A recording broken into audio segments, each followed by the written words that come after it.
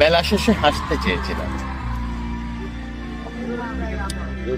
যুদ্ধের শুরুটা সেই কবে থেকে, বুদ্ধি বয়সের কালে, জীবনের সকালবেলা। মা উনুনে কড়াই ছড়াতো বাপের বাড়ির চালে না। আমাকে পড়াবে বলে স্কুলের পাঠ চুকাতে হলো আর সব ভাই বোনেদের।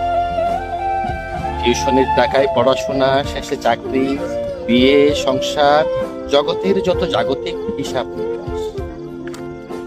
যেন এক অন্যরকম দিন।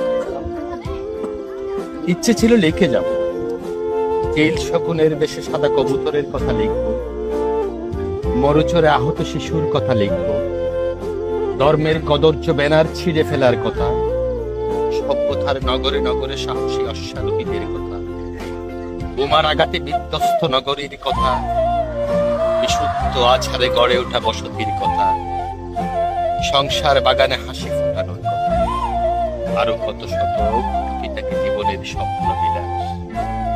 দিন শেষে ক্লান্ত মুখে এক মুঠো হাসি, দুর্বাগাসের অশ্রু সকালে রোদের সকাল, দাদুর খসখসে গালে নাতনির চুমুক।